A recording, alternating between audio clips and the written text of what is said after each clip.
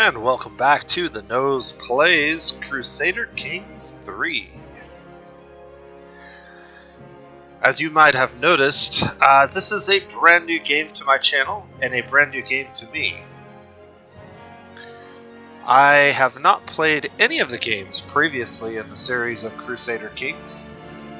Although I am a fan of Paradox, they do have some games that I have a pretty good opinion of.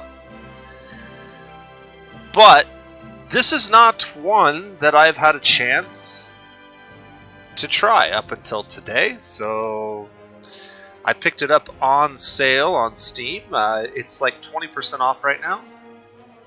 40% off, 20% off. It's got a pretty hefty discount. I think it normally sells for $60. I picked it up for $40, so it'd be like a 30% discount, I guess. It's a relatively new game that just came out recently, and I picked it up partially off of the recommendation of one of my YouTube viewers who mentioned it, I believe in a game of Endless Space 2, but I can't remember exactly where that comment was. But it was offered up as a game that I should look into and try. And so more recently, especially since the recent sale, it's kind of popped up into my feed. I took a little bit of time to research some initial launch reviews from IGN and various other, tech sites. But other than just watching some launch reviews and a few, tips and tricks videos, I have no idea what this game is about. So I've never played it, and this will be my first impression of the game. So far, the graphics are kind of okay. I believe they're a significant upgrade from the previous edition of the game. And this could be partially because my hardware is not running it at max. But we'll take a look at some of the other details here. So let's jump into the settings menu real quick. And we'll just show you kind of what's going on. So, not having anti-aliasing enabled probably should fix that. High texture quality, we could go up to Ultra. Let's see what that does for our frame rates. Turn shadow quality down a tick. I'm not real big on high. Spending lots of resources on shadows. Mesh quality, I don't know. I don't know how this is going to affect our FPS. Coastal borders, dynamic. Animated characters, mesh fades. Let's go with that and see what that does to the game here. Okay.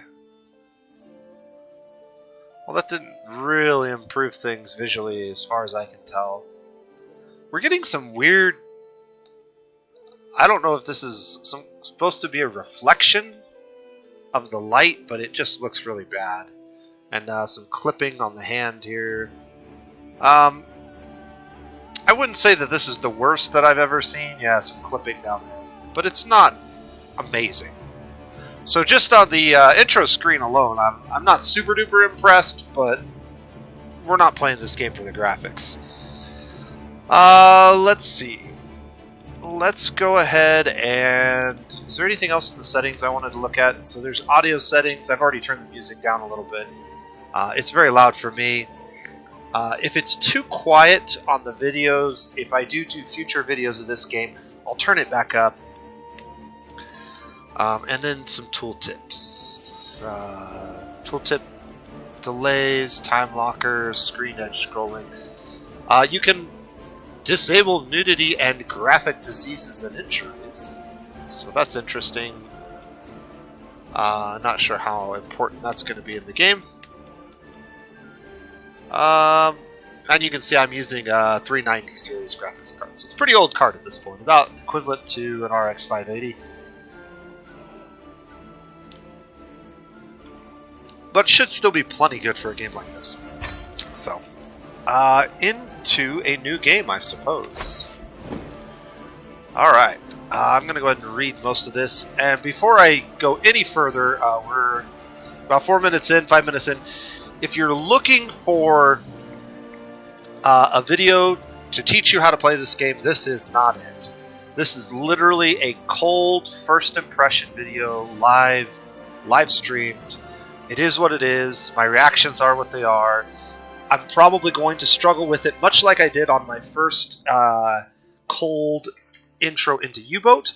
If you're looking for future videos that will actually explain some of the mechanics, look for future videos on my channel. I may post a dedicated series of this as I learn and figure things out,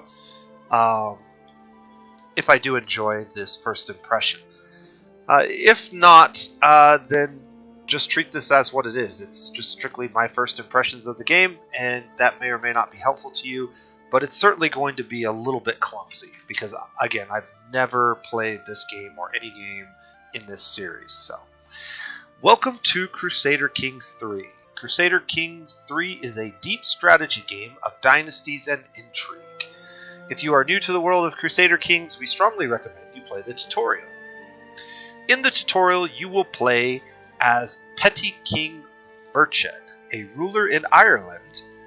Lead your family and dynasty to defeat your enemies and become King of Ireland.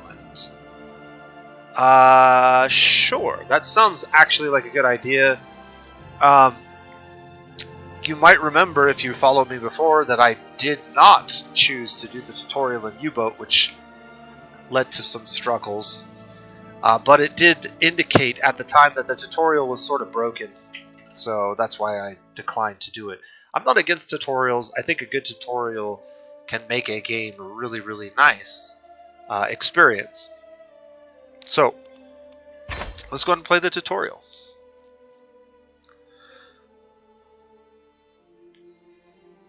This should definitely help with the clumsiness.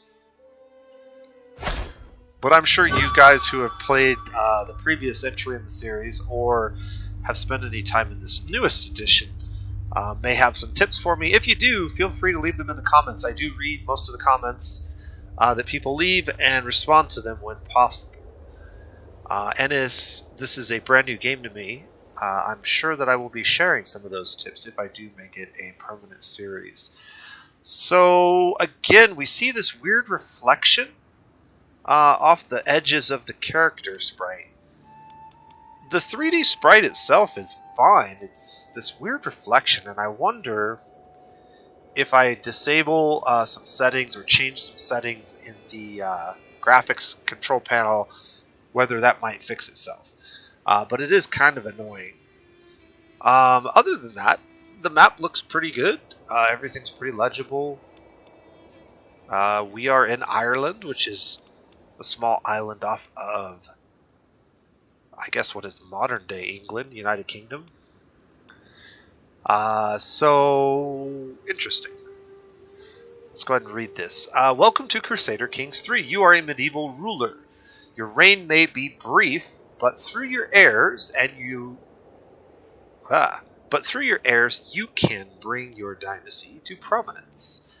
Land is yours for the taking, by way of the sword or through marriage, and clever diplomacy can extend your reach far beyond the wildest dreams of any conqueror. There is no one way to win Crusader Kings 3, only different ways to enjoy your story as it unfolds. Use the WASD keys to move the camera across the map. You can also move the cursor to the edge of the screen to pan. Pressing the home key takes you to your realm capital. To zoom in and out on the map, use the scroll wheel. Different information is displayed at different zoom levels. Details, map, political map, paper map. Zoomed in, you have the ability to select and manage your holdings. Zooming out gives you an overview of your realms. Crusader Kings 3 spans hundreds of years and many generations. Right now, time is standing still because the game is paused. For this part of the tutorial, we'll keep the game paused while we walk you through some game concepts.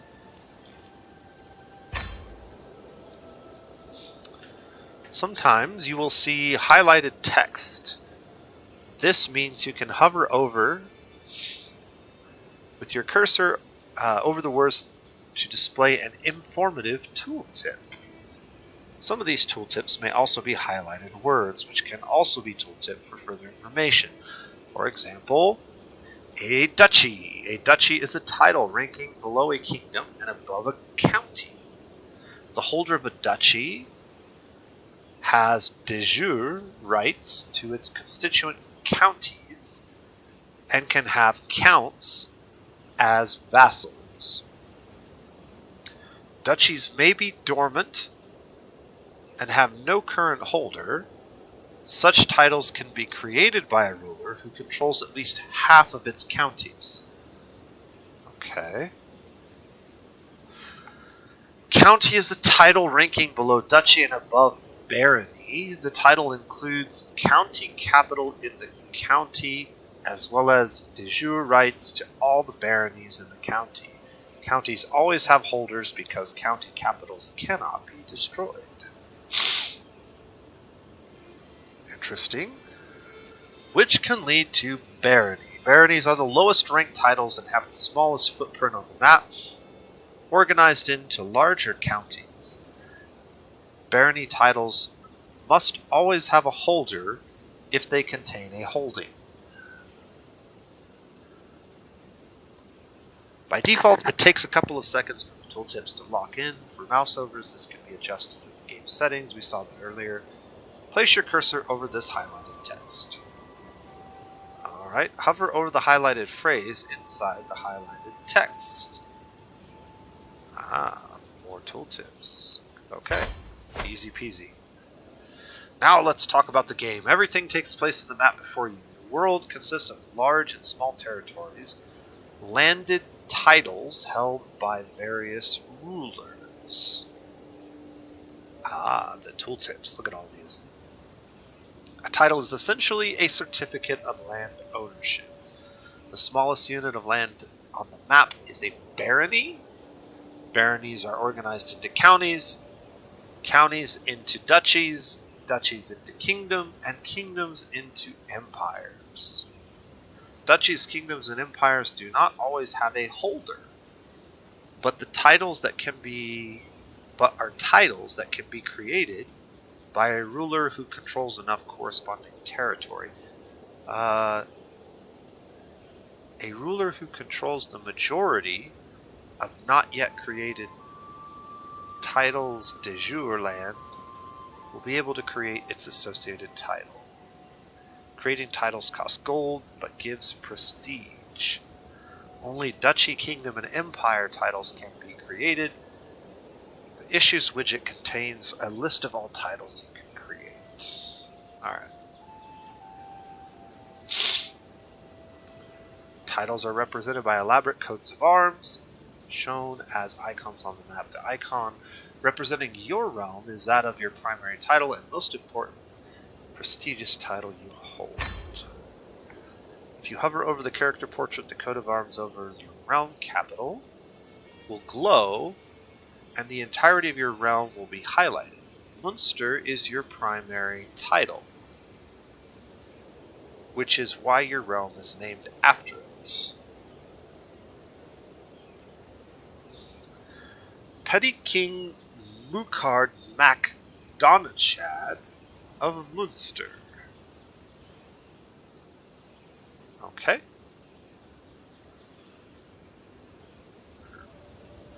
You also hold Earldom of Thomond as a separate title.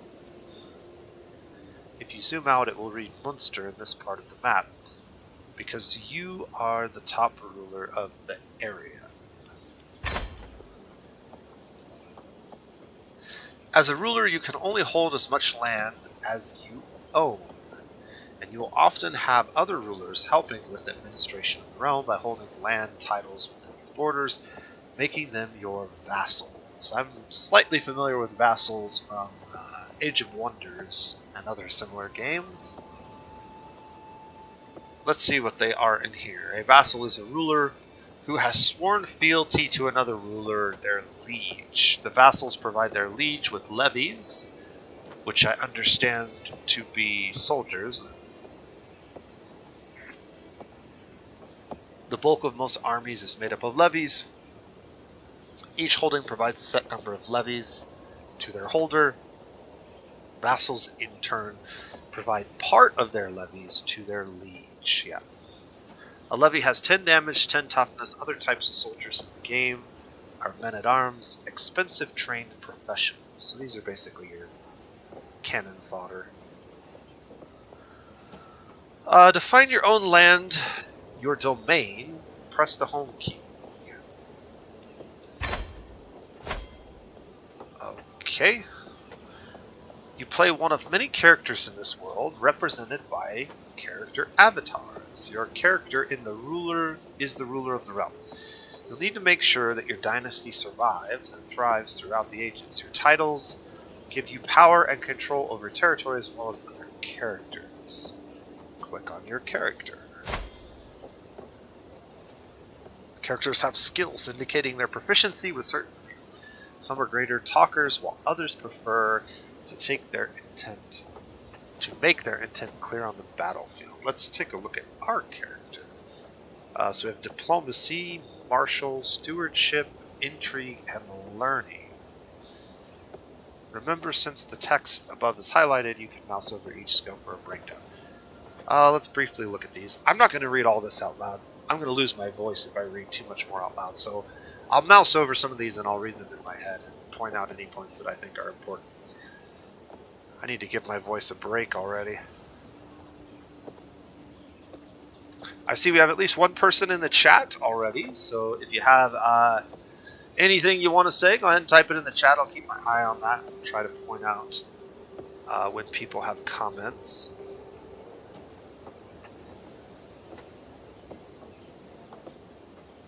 So diplomacy is pretty self-explanatory. Martial should be pretty self-explanatory. This is going to improve our combat proficiency, right? Our ability to lead armies, command armies. What is stewardship? So this is managing your own domains. So diplomacy is managing relations with other people. Stewardship is managing your own subjects. This increases taxation. Intrigue is obviously spying and all kinds of other schemes. Schemes are really cool. I watched a few videos on some of the major concepts of the game. Schemes seem like a really interesting way to play the game. Very Game of Thrones-ish.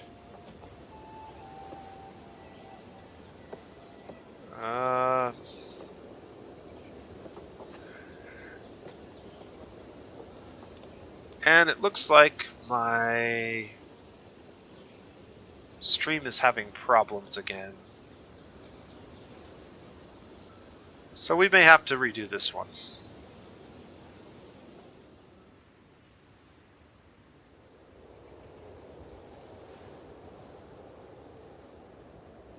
Audio streams bitrate is interesting.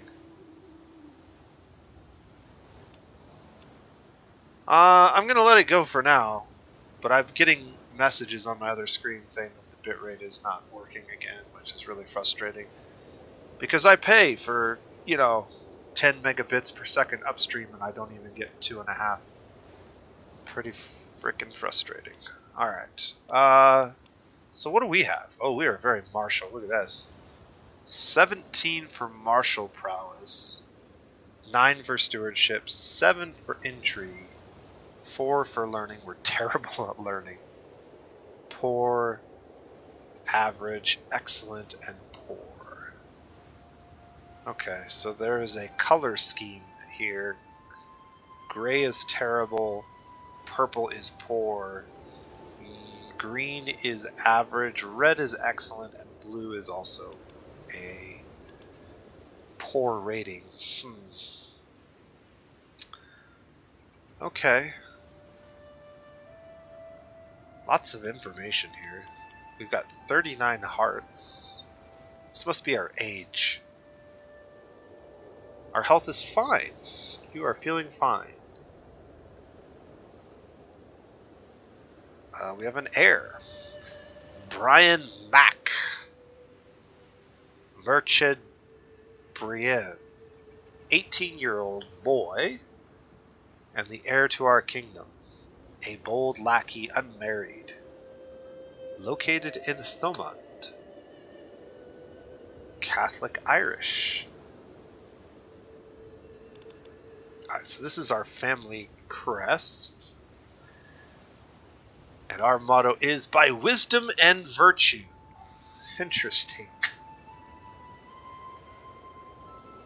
Level of splendor is insignificant. We have 15 living members of our family. We can view them if we wanted to.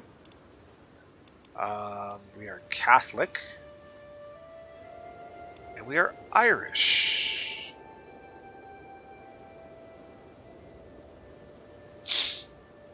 Current fascination is longships. There's so much to this game I'm very interested in diving into it, but I can tell it's going to take a lot of time.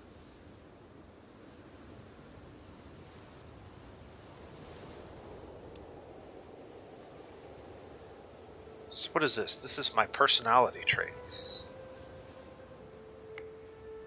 So my character is temperate.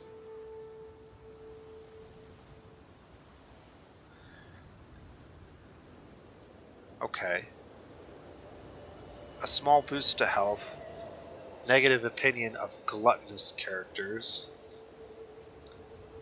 Oh, I don't currently have a spouse, but I have a son. Interesting. Wrathful. That's partially what's giving us the martial bonus that we have. Natural dread is plus 20. I'm curious, what is dread?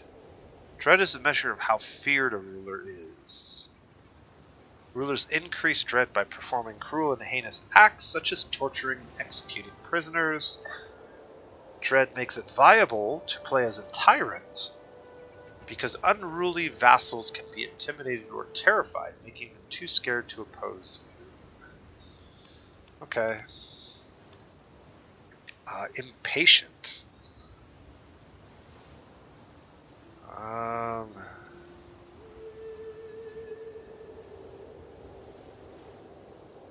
Interesting. Hostile scheming power. Skilled tactician. And a forwarder. Crosses water without advantage penalties.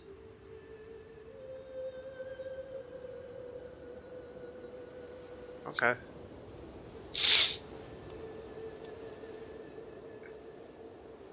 Our own physical prowess is pretty poor, so even though we're very excellent at raising armies and giving them good direction, we're not particularly good in combat ourselves. We have one claim, which is the Kingdom of Ireland. I guess we should move forward on this. I've already looked at all these, so let's go ahead and jump to the next. Characters have traits. We just looked through these. Okay. Traits can also impact how characters react to you. Some people are impressed by brave or lustful. Salacious gossip. Got it. Lustful characters are bound to be talked about. All characters have an opinion of one another which drives their behavior. Low opinion can cause people to rise up against you or be unwilling to help you. High opinion can, on the other hand, make characters inclined to join you in your murder scheme or fall to your seduction. How you choose to interact with characters will often affect their opinion of you. Good to know. Gold. We have a fair big pile of gold, I guess. But we don't make a lot. To further your goals, you'll need gold. Among other things, gold pays for buildings, armies, and bribes. Gold is collected passively. However, money can't buy everything. You'll need prestige and piety as well. Okay, so this is kind of like your fame, and this is kind of like your standing with the church of your particular faith, I would imagine. Yeah. Prestige is a resource. Do we spend prestige points? I suppose we would, yeah. Your prestige tells you how respected you are. It can be earned passively over time or actively. Whenever you earn prestige, you're building towards your next level of fame. Higher levels of fame make other characters think better of you and bring powerful ways to wage war. Piety. With a lot of piety, you'll have an easier time interacting with the heads of faith. As you are Catholic, this is the Pope. Piety can be gained passively from learning skill, and virtuous traits are actively from pious actions such as going on a pilgrimage. You also have a level of devotion, which builds over time whenever you gain piety and can have positive effects. Alright. Lifestyles. As well as traits, your character can also pick a lifestyle. There are 5 lifestyles, one for each skill. Lifestyles represent what you are put most of your effort into day to day. Each one has several focuses. Every focus gives you unique bonuses and makes events associated with that focus more likely to happen. Cool. Choose a focus. Well, the one that is certainly pushing us towards is martial, right?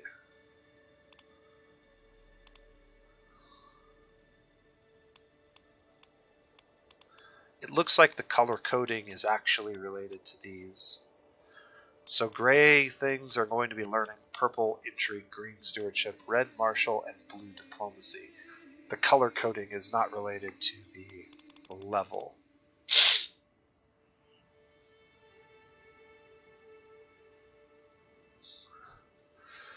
Yeah, let's go ahead and do that. Alright, so now we get to choose a focus. As time goes by, your character will earn lifestyle experience. Alright. Choose a focus. Well, a strategy focus, an authority focus, or a chivalry focus.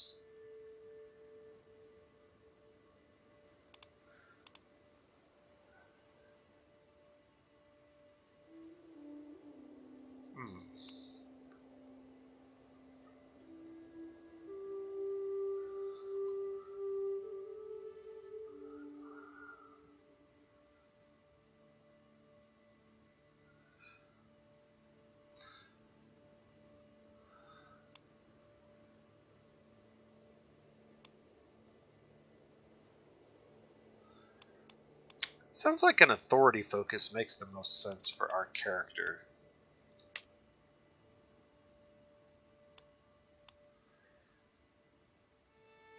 This gives us more dread, so we can rule with an iron fist. Alright. Now, having selected a focus, you can move on to other people. Interacting with other characters is key in Crusader Kings 3. You will have many options for how to do so. You can right-click a character portrait, including your own, to get a list of potential interactions, such as arranging marriage, initiating a scheme.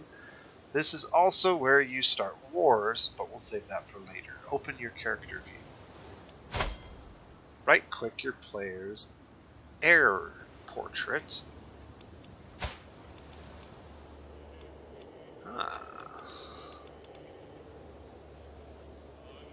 Okay. Most interactions will bring up a second window. Confirm a send gift interaction with your heir. Send a gift. Increase Brian's opinion of you. Sending a gift to another character will increase their opinion of you in exchange for gold. The greedier the recipient, the more gold you will have to send and the more opinion you will get. The higher your diplomacy, the more opinion you will get. Our diplomacy is poor.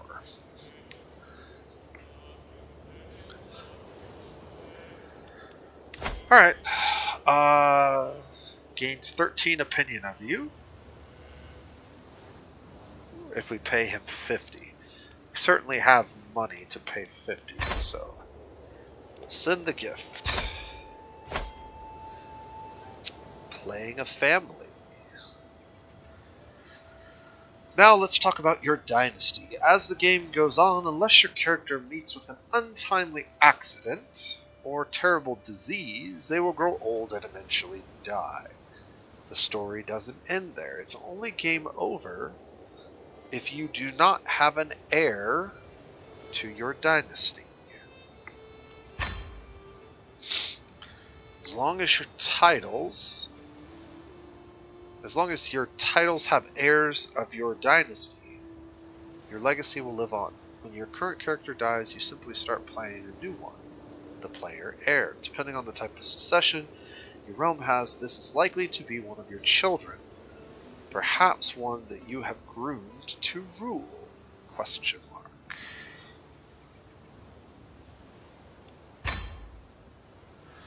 Succession laws determine how all titles and resources are divided when a character dies. You currently only have one heir, but let's take a look anyway. Open the realm view on the right side of the screen. Highlight it.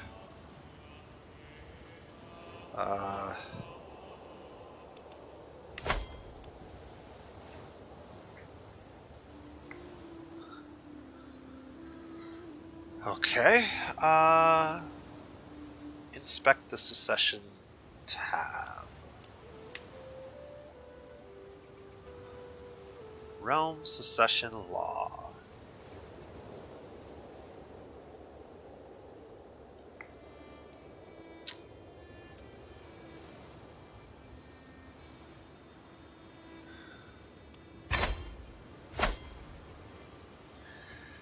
To ensure the future of your dynasty, you need family members. Getting married is a good start, but we cannot promise that you will marry for love. Click on your character.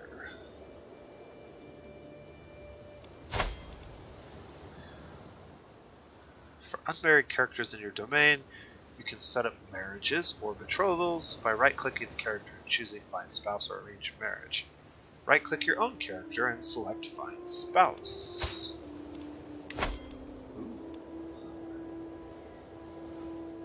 Choose someone for you to marry.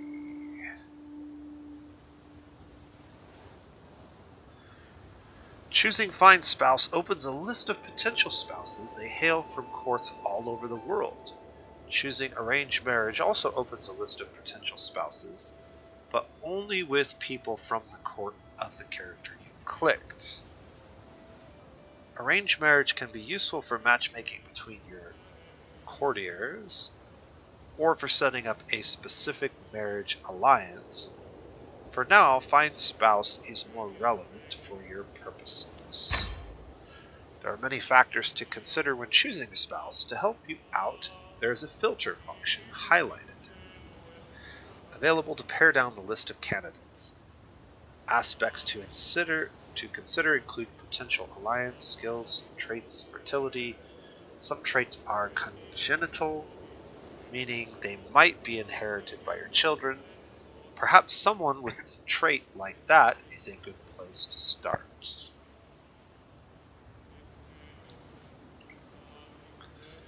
Okay.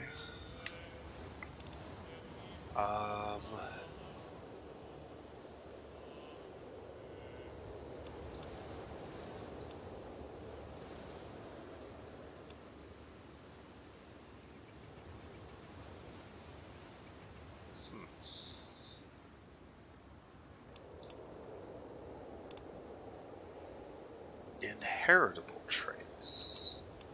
Let's start with that. what do we got here?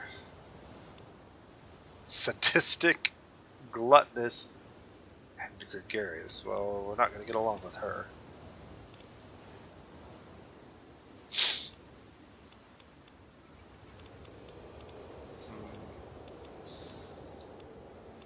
That's still a lot of people.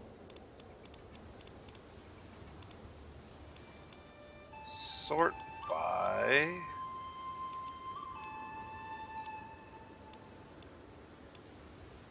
their opinion of me.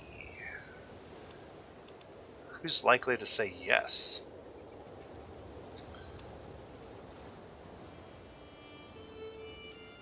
Unmarried. What are her traits? Greedy and content.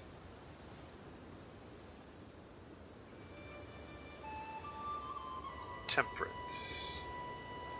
Arrogant, lustful, and temperate. Generous, content, and temperate. Chaste. Chaste?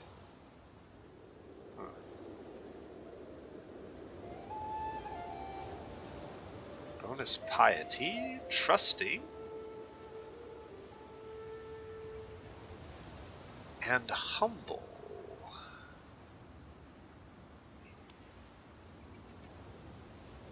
Stubborn, disease resistant, compassionate.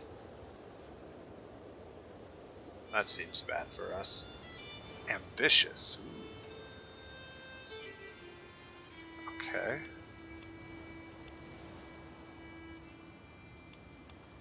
Boy, there's a lot to look through here. Wrathful, stubborn, and lustful. Brave, that sounds interesting. Trusting and shy.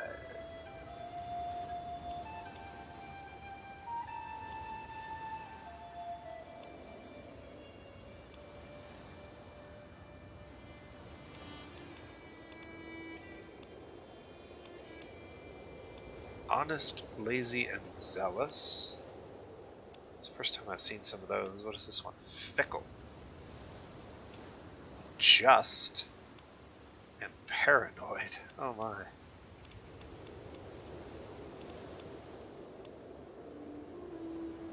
Well.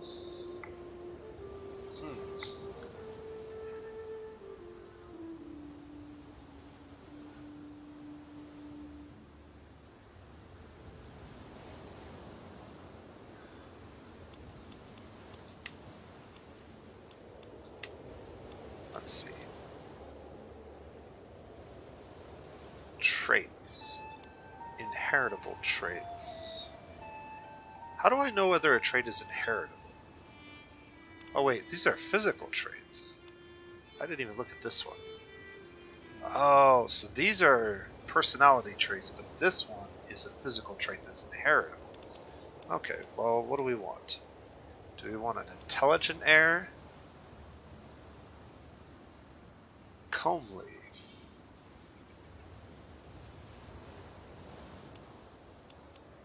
Genius. Ooh, that seems really good. +5 diplomacy, martial, stewardship, intrigue, and learning? 30% lifestyle experience. Seems like a really good one. She's a Saxon. She's Catholic. Okay. What else do we have here?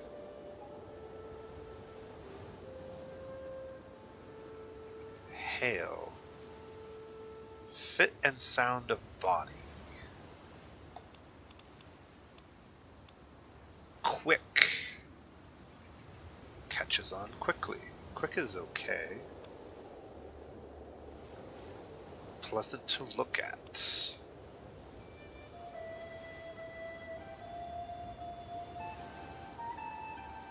Ida is brilliant.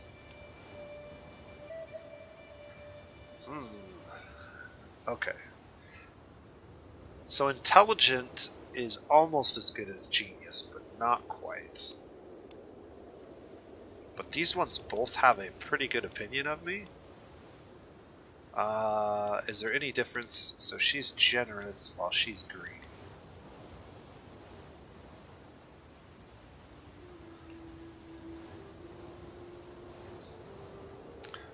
I'm gonna go with Ida. Children of this marriage will be born to House Brean. Chance of children are low.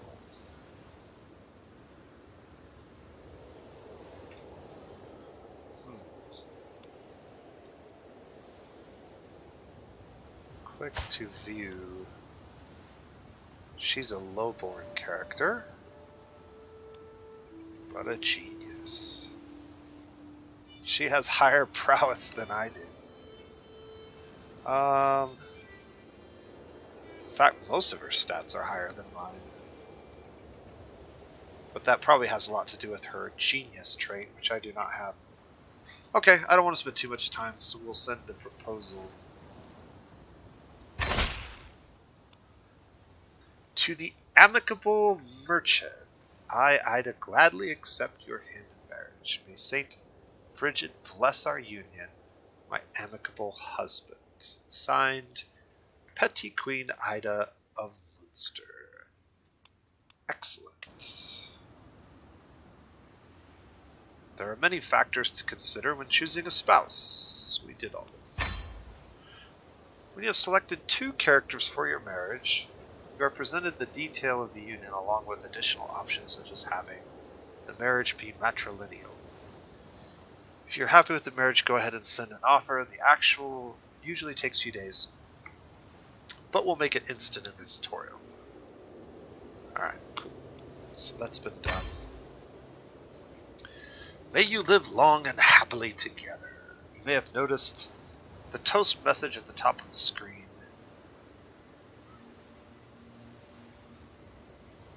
Toast messages deliver quick-fire information. This is relevant to your character. Marriages are also usually accompanied by an event, as your potential spouse's lineage accepts or rejects the offer with a letter. For this tutorial, we recommend that you use Find Spouse for your son as well. As soon as your son is married, he can start producing members of your family and heirs to your titles who are of your dynasty.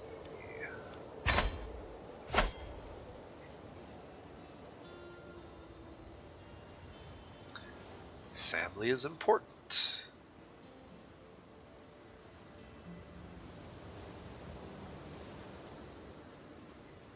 The player heir. Okay.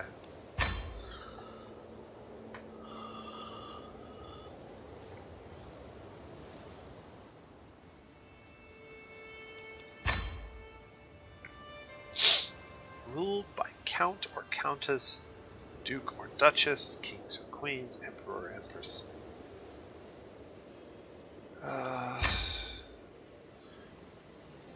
De jure titles. We say legally because as Crusader Kings 3 lets you play with history, there's no way to guarantee that a king is actually in control of all the titles that his kingdom is supposed to contain within its borders. We call this title hierarchy de jure.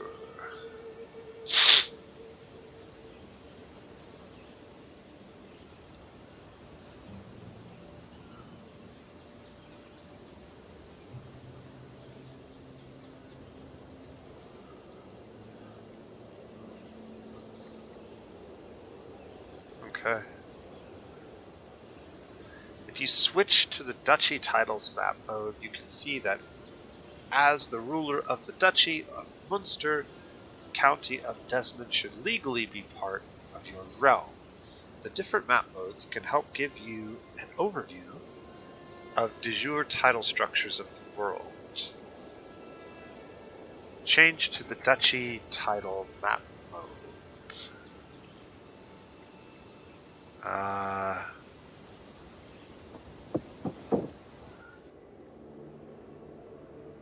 How do I do that?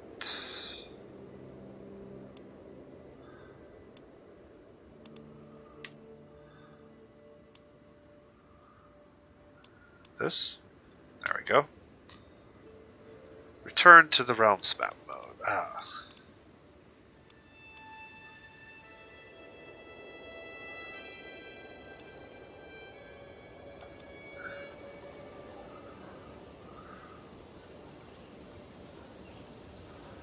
So this is my region here, the southern end of Ireland. And it looks like we have multiple sections inside of each of these.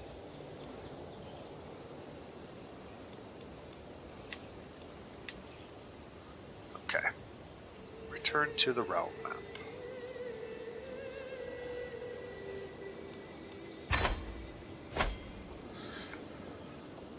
Title of Munster consists of 3 counties. Their names should be visible on the map. Thomond, held by you, Desmond, held by a neighboring ruler, and Ormond, held by your vassal.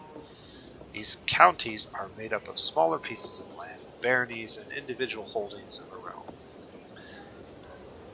Okay, so Desmond is this region.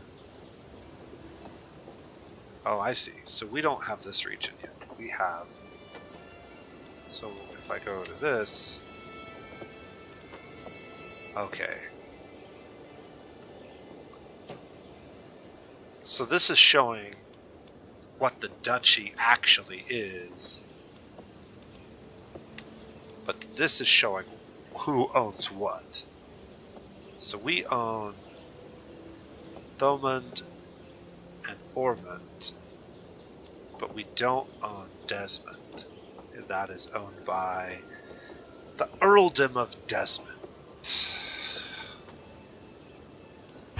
Alright. Holdings provide different levels of taxes and levies, as well as buildings that you can construct and upgrade depending on the holding type. Click on your capital holding in Lumenbeach, wherever that's at. Select bastions and curtain walls among its buildings and upgrade the structure. So that must be here? Yes.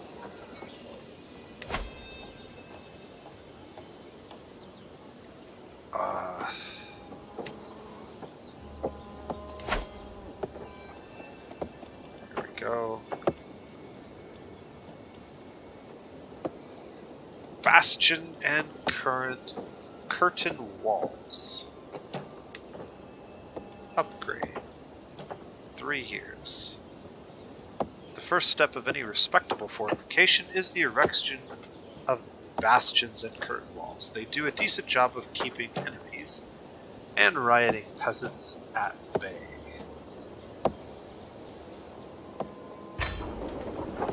Construction will finish in 3 years. Well done. It takes some time for buildings to be ready, though. Lumenbeach wasn't built in a day. Feel free to close the walls and towers construction window.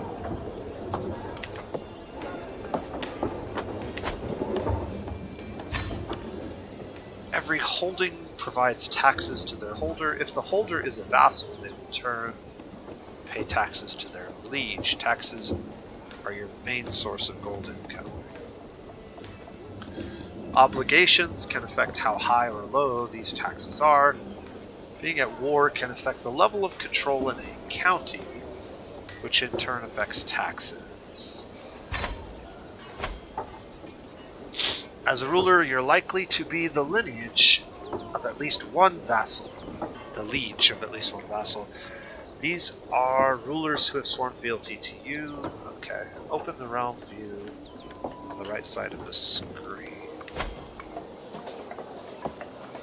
And click on the Vassals tab. Okay, looks like we have 2 vassals.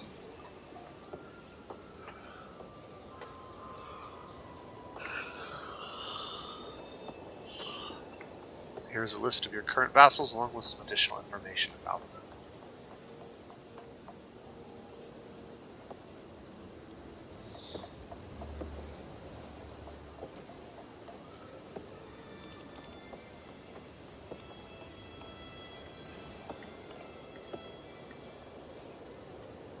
Interesting.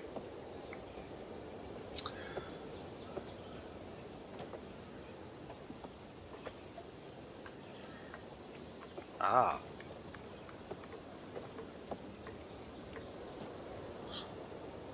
Your marshal and vassal, your spy master, vassal, and knight. Interesting.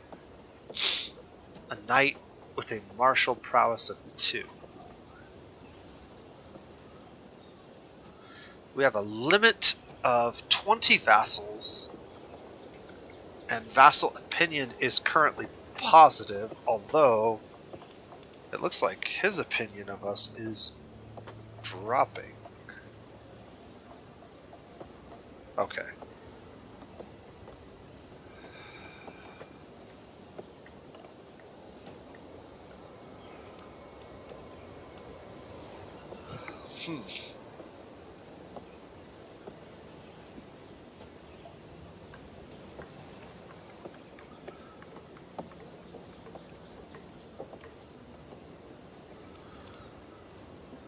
What do we do next? It's worthwhile to keep vassals happy. This keeps them out of schemes and factions against you.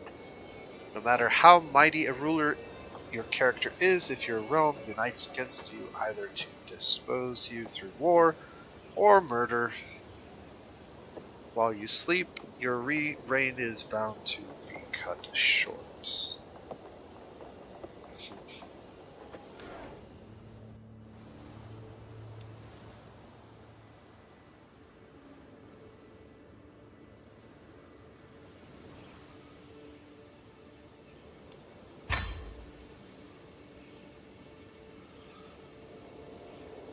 There's a limit to how many vassals you can comfortably be in charge of.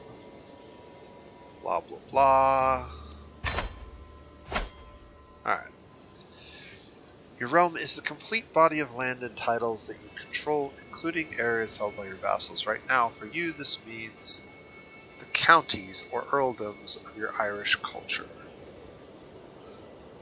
When domain is used, we are instead referring to the land that you own personally without vassals.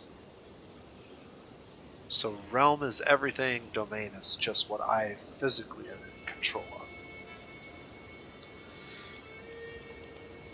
So this would be my domain, and these 2 sections would be my realm.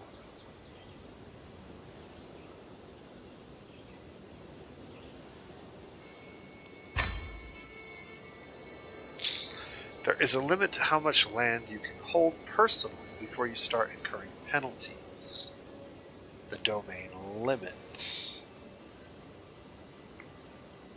The domain limit determines how many holdings you can legally have in your domain. The domain limit is affected by many things, such as stewardship skills, succession law, and the tier of your primary title. Although you can go above your domain limit, doing so will lower your income and vassal opinions.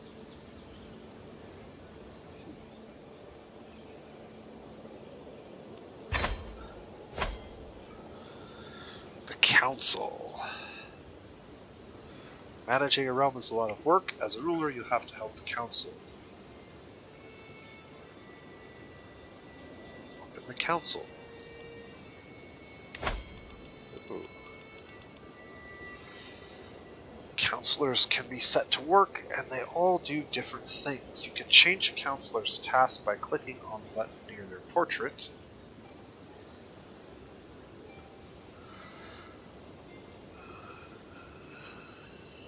Interesting.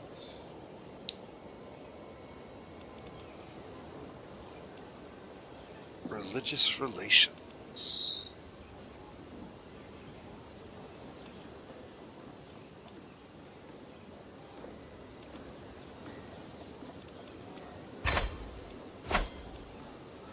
Schemes are long-term goals aimed at another character. You can have a hostile goal like murder or abduction. or more wholesome goals like befriend. Open the Intrigue window and inspect the Schemes tab. Schemes.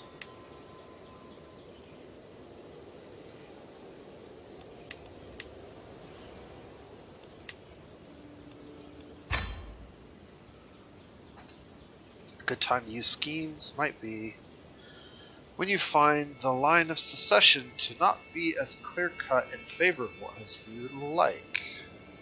One way to get ahead is to simply remove the competition, quietly and with no witnesses. Murder schemes come with a risk of discovery if your attempt goes awry. It will make your character unpopular, especially with your intended target. Well, no joke. The sway scheme is made by increasing the opinion someone has of your character.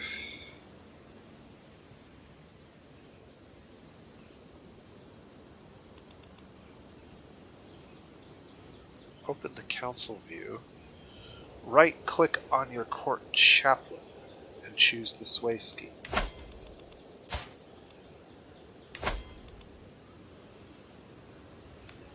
If successful,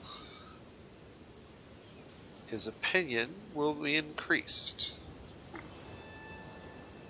Every month there is a predictable chance of 70% to progress based on scheme power versus scheme resistance. Alright. Excellent. Once set in motion, your scheme will slowly progress over time. The time before a conclusion is reached varies based on the scheme's success chance, which can be affected by relevant skills. In this case, it is affected by your diplomacy. Open an Intrigue window, inspect your Schemes tab. 14 months. This could take a while. Sometimes schemes can give rise to secrets. You can use blackmail to gain hooks. I know a little bit about how hooks and schemes work from some of the videos I watched earlier on YouTube.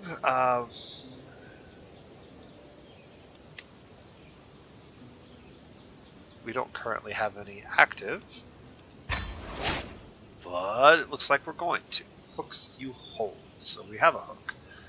This weak hook can be used for a number of things. For example, you can increase the obligations set by the feudal contract you have with a feudal vassal.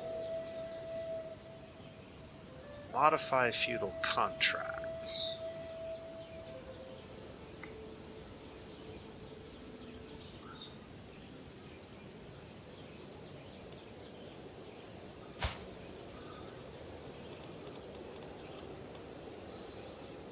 Okay, symbols are nice. I like it when there's well-developed icons for things like this.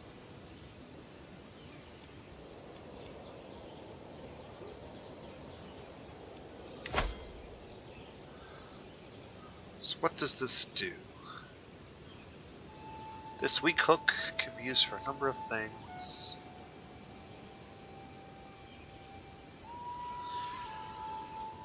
This is the current feudal contract and obligation, so he's giving us a very small amount of gold and a relatively, I don't know, small amount of levies.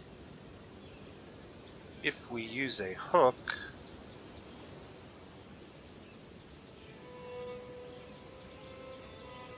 what does it do?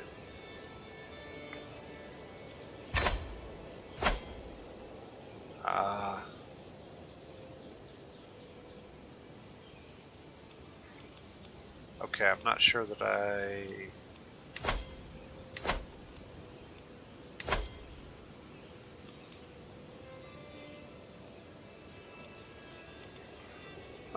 understand what just happened there.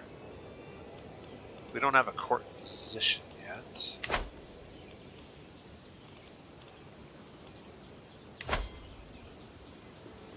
It's not on the council.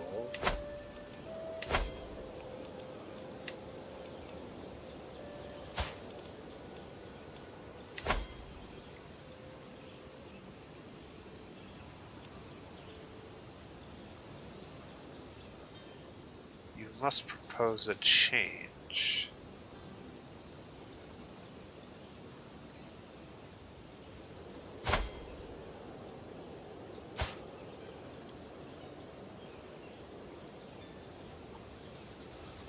Oh, here we go.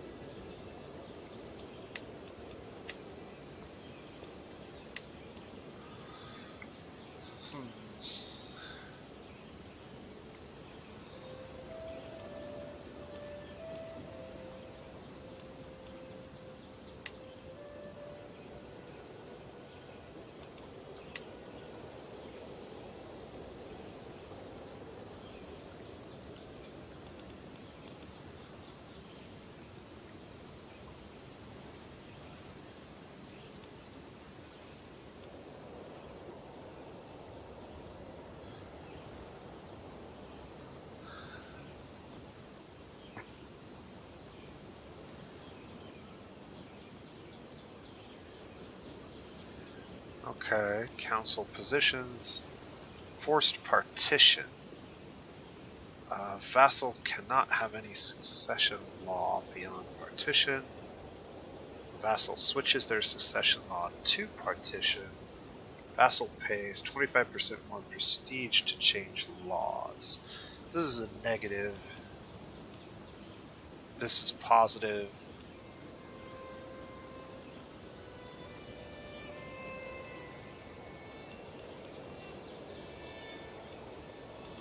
I'm not sure which of these I would want to do, if any.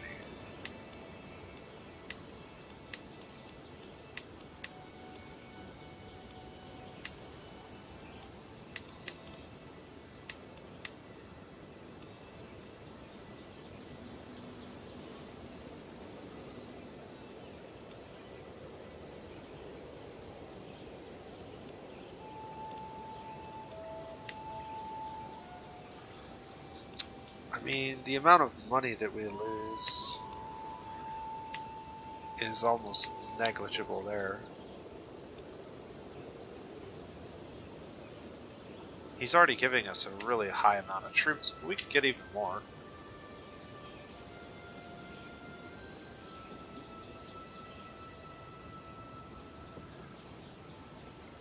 I see. You cannot use a hook on a contract that is fair. Okay. So this would be a fair contract. This would be an unfair contract. But we could use our hook to make it happen, essentially. Alright.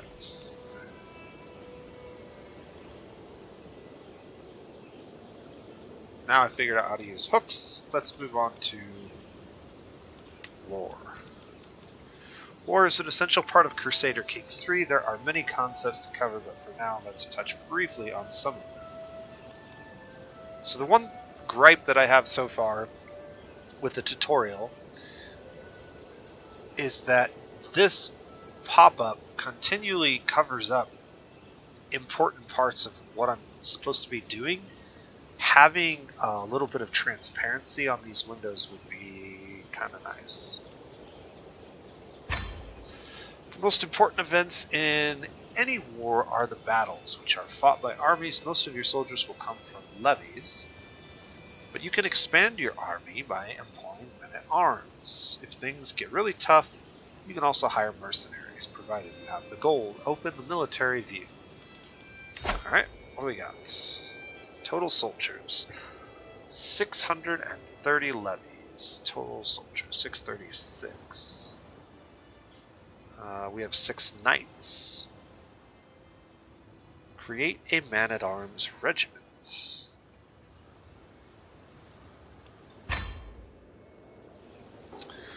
When war starts, you can raise your armies with a single click of the big red Raise All Armies button that will appear together with the war score icon, war score on your screen. You can, of course, raise all armies from this military view as well. When war is over, you have to disband your soldiers before starting another war. Rally points are mustering grounds for levies and men-at-arms under your command. This is where they will appear when called to war. To start a war, you'll need a legitimate reason against another ruler. There are various ways to obtain them.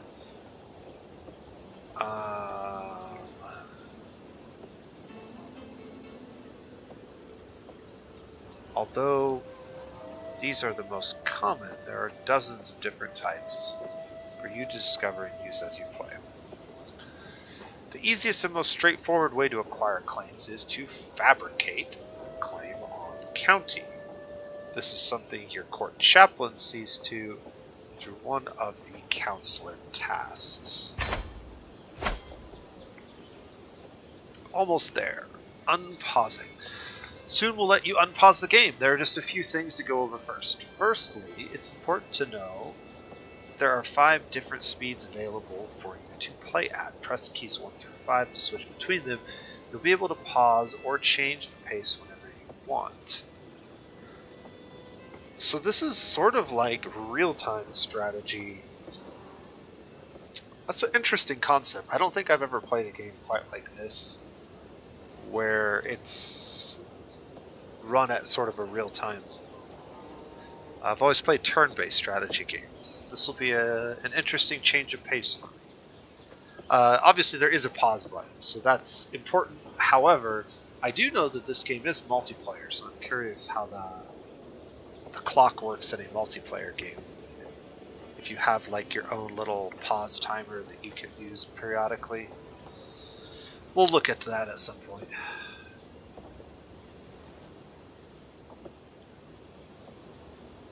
The game will auto-pause for us for certain events, okay? To start the ticking of time, unpause the game using the spacebar or by clicking the play button in the lower right corner of the screen. That would be this button. Game has been unpaused. This.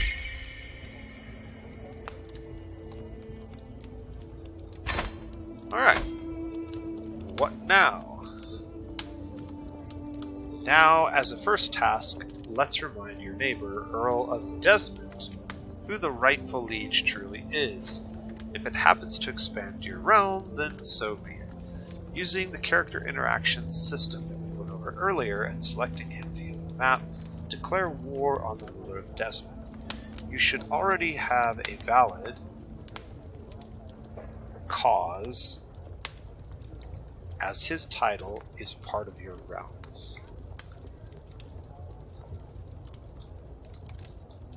Okay, so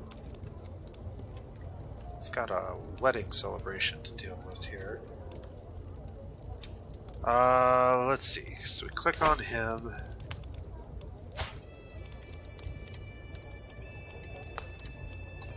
Declare war.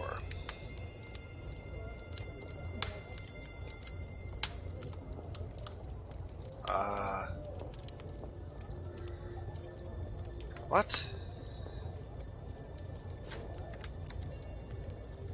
No cause chosen.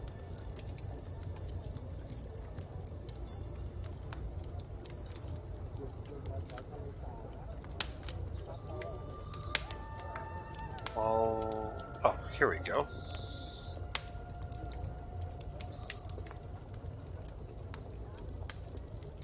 Contested county. There we are. This is what I'm talking about. Things are covered up. This shouldn't have popped up. But I think we can now declare war. So he has 261 levies and 5 knights. I have over 606 knights. Not that all knights are created equal, but we'll get to that in a second. I think we're paused again. It certainly appears to be. Now, as a first task, let's remind your neighbor. Blah, blah, blah. We already did that. I understand. Okay. Raise all armies.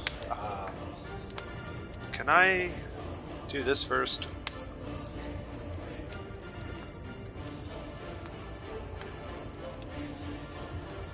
Okay.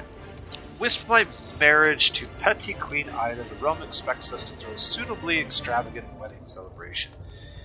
It is well within my right to collect a royal aid duty as part of this, but some may consider it tasteless to levy an extra tax during a time of jubilation. Okay, so of course I'll collect it. Who pays for their own wedding, or I'll let my subjects enjoy the festivities without worry or care. This will cost me, or no, this will gain me prestige, but I will miss out on the free money. I'm going to go ahead and go for the prestige because that seems like an important. I think this is gaining. This is green. Yeah, you gain 350 prestige. We'll go with that one. I'm going to pause the game again here, and we need to set a rally point. Whenever you're...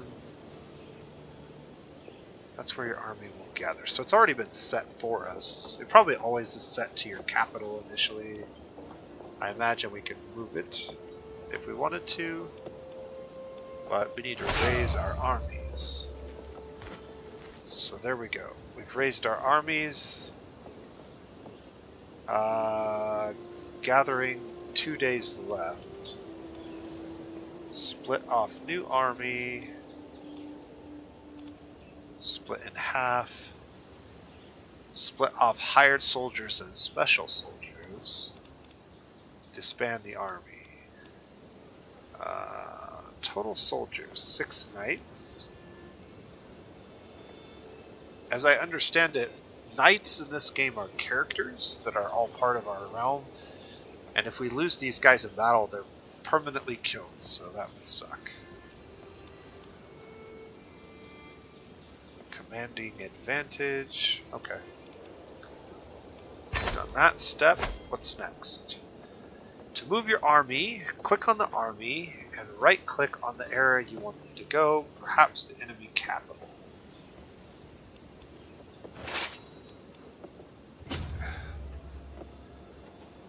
If you order your army across waters, it will embark, turning them into a fleet. For now, let's stay on land. Alright. Now that your army is moving, it's probably heading into battle with enemy forces. This can be a head-on encounter with other armies, or the start of a siege. Alright, let's unpause the game and see what happens here. New cultural fascination is now... Each culture is always fascinated by specific innovation. Whoops, where did that go?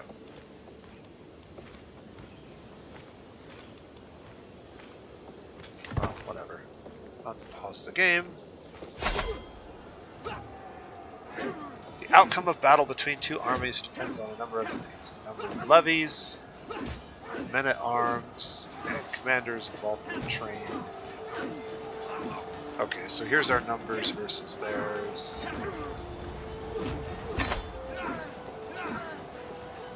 Yeah. My armies are well led.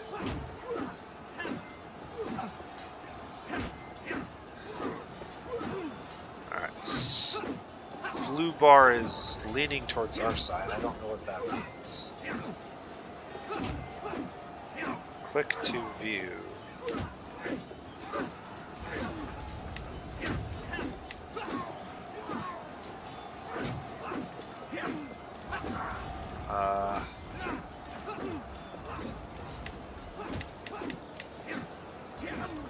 Looks like we're paused again, so unpause. Oh, here we go. Okay, yeah. So our battle is victory.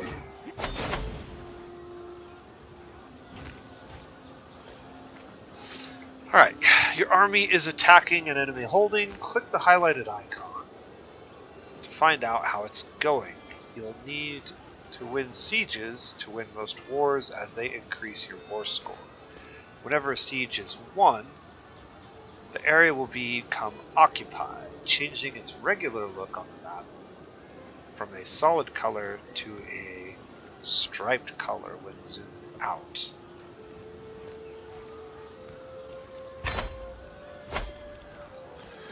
To get an idea of who is winning the war, you can always look at the war score in the right corner. It goes from 100 to -100 and changes based on battles and sieges won or lost as well as territory occupied. Conversely, they can force you to accept a peace offer. At 100, you can force the other side to accept your peace offer.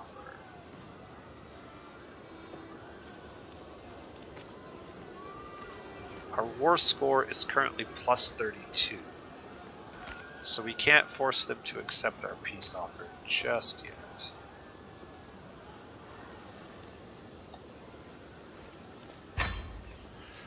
All wars end in one of three ways: victory, white peace, or defeat.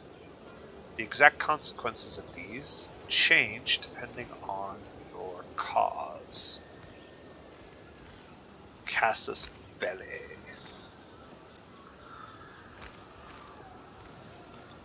Okay. So now what?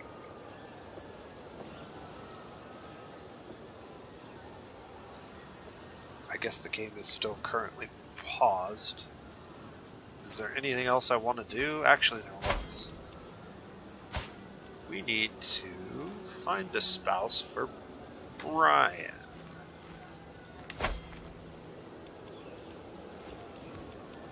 Let's sort by...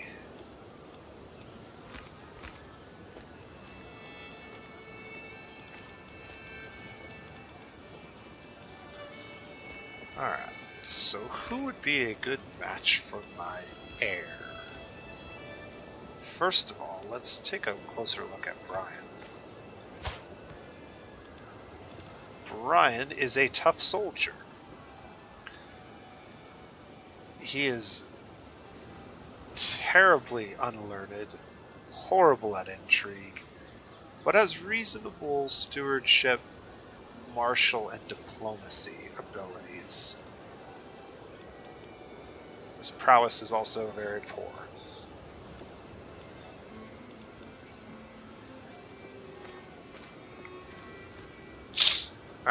Alright, we still have the search limiting people to inheritable traits. So we could get a quick trait for a wife, or attractive, fertile. Okay. Lots of babies might be good. Although he's really not, his stats are pretty sad, so I don't know. Are her stats much better? I mean, at least they would be equally learned. That's quite interesting.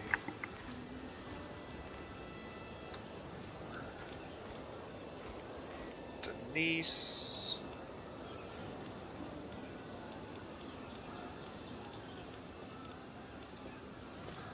All of these are lowborn.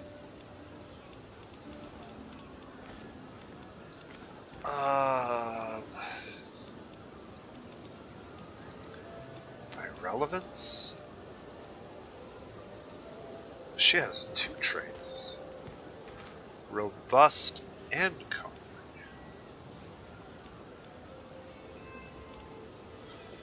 But she's not particularly interested in my son.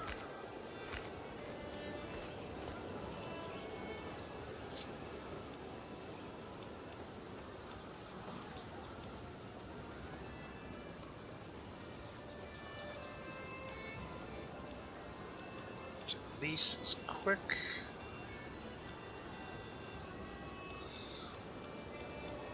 A lot of these characters have robust and quick.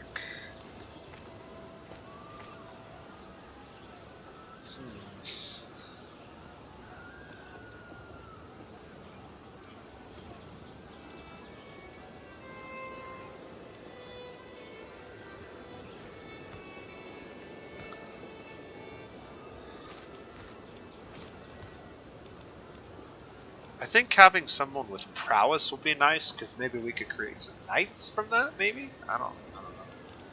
So let's look for characters with... No. What the hell?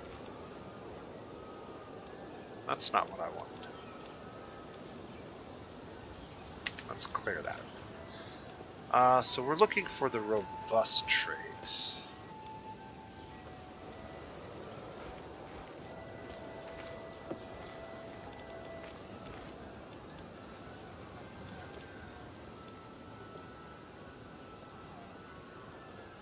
Let's sort by opinion of me and look for the doubles. So nobody with double traits. Oh my, look at this one. Quick, comely, a lunatic, and barren. Well, that will not do.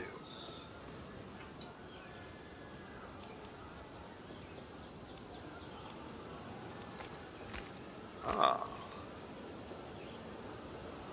This one's interesting. A potential alliance with the Earldom of Bedford.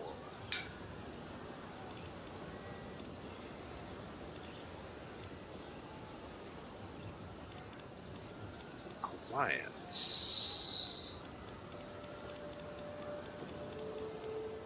Only 2 characters potentially come with an alliance.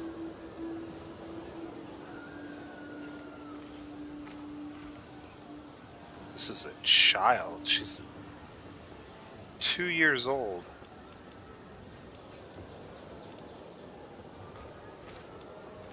But we could get an alliance with these folks, who are the barony of... Where's their realm at? I don't even see them on the map. Uh-oh. And that's the end of that, I suppose. Alright, well, there's my first foray into the world of Crusader Kings.